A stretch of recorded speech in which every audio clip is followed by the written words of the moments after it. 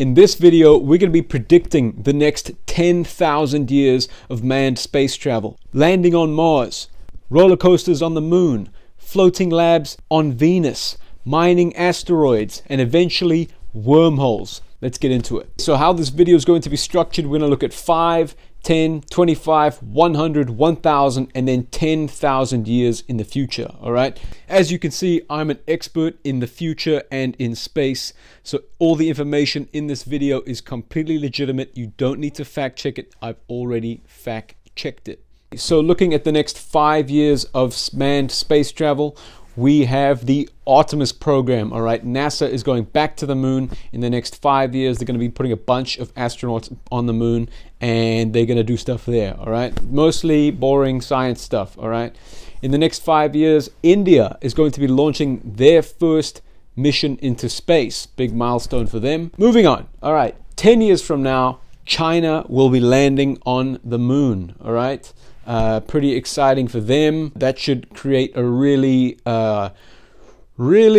peaceful environment with the US. They're definitely not going to fight about the moon. That'll be really cool to watch.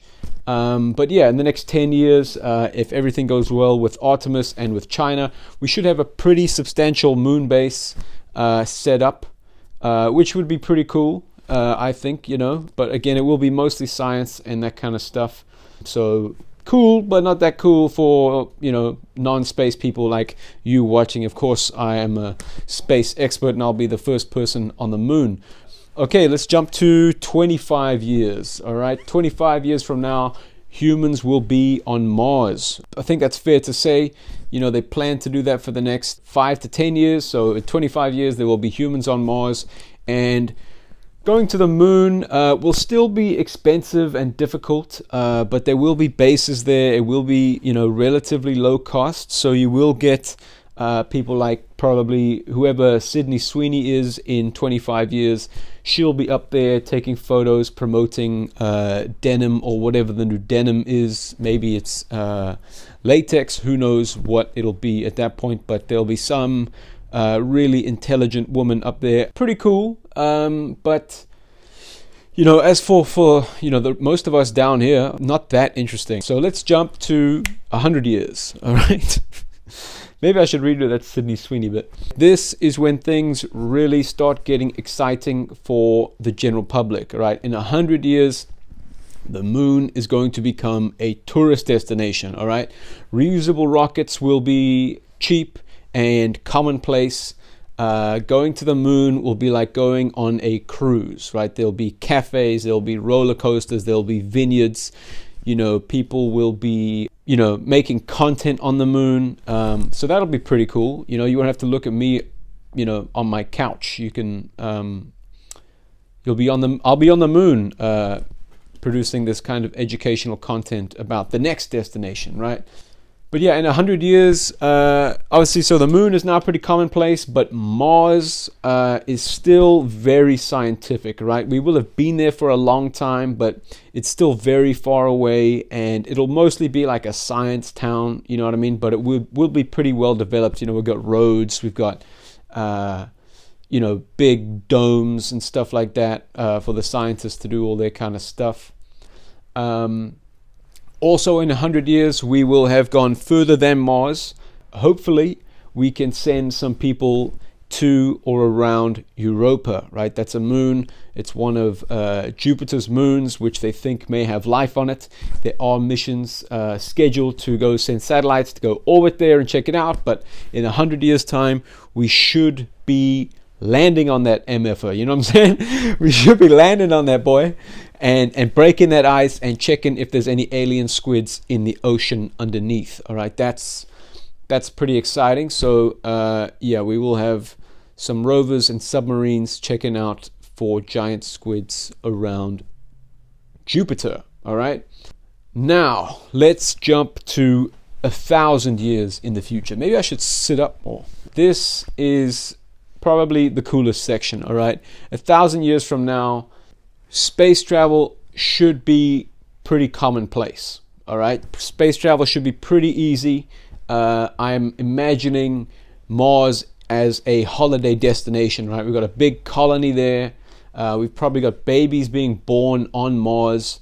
So with us now on Mars and space travel being pretty easy, you got to imagine we've got stations all around the solar system. You know, we've got a station in the clouds on Venus. You know, they say that in the clouds it's actually pretty nice. Apart from the sulfuric acid, the temperature is pretty good. So you imagine we're going to have some research stations on Venus. It's probably too dangerous for tourists, but you know, maybe the Katy Perrys and the Sydney Sweeneys might go there, take a couple photos, things like that.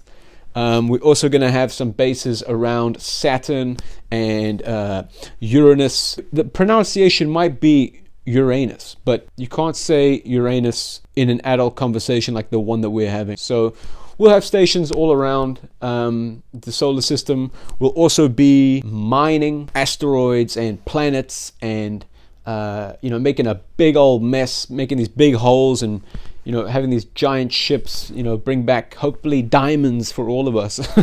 But more likely just like, I don't know, some sort of concrete that they're going to make prisons with. I don't know. And then lastly, I think people will have like private space travel. I think you'll be able to, just fly to the moon. Maybe there's a toll gate or something like that. But I think, maybe for a long weekend or something like that, you might be able to go to the moon if you have enough money and you know the right people. What's the equivalent now? It's like getting invited to a big football event or a basketball event and you get front row seats. I think that's what going to the moon will be like. Pretty easy to do if you got some money or a little bit of juice, you know what I'm saying? That's pretty much all that's going on in 1,000 years.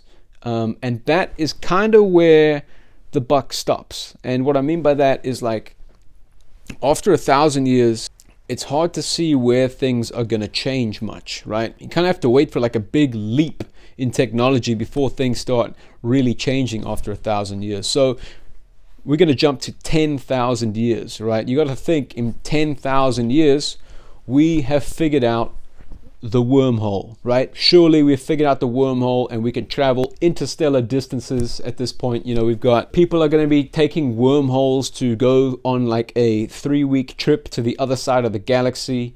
People are going to be sitting in traffic outside wormholes. Spaceships will be, as simple as a bicycle at this point. I think you're going to have huge systems orbiting around planets. You're going to have like huge spaceships and I don't know what the word is. You're going to have like Death Stars, you know what I mean? You're going to have these Death Stars where people are just working office jobs. I mean, hopefully they're not working office jobs in 10,000 years. If we haven't figured out that that's not the way to do it in 10,000 years, then, I'm glad that I get to make content instead of working in an office for the next 10,000 years.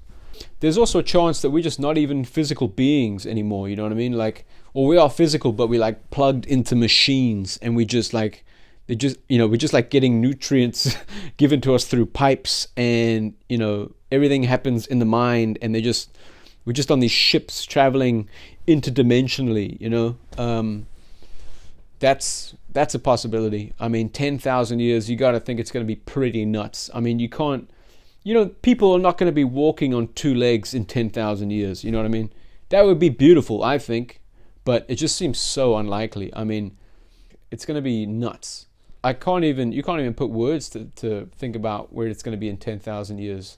But yeah, at this point, you got to think if there is a galactic civilization or a intergalactic civilization or interdimensional civilization that we would be a part of it. Space exploration is now easy. Interstellar travel is easy. Yeah, I mean, who knows? Like, what's it going to be like to be depressed in 10,000 years? I mean, surely we've cured depression by then. Surely depression is no longer a thing. That's the hope. You got to hope in 10,000 years there's no depression. But yeah, I mean, that's my best guess at the next 10,000 years of manned space travel, okay? We kind of touched on a couple different things there, but I think you guys get the idea. Let me know what you guys think. I think we did a pretty good job at predicting that. I think this video is going to age very well. So if you're watching this 10,000 years in the future, what's up, dog?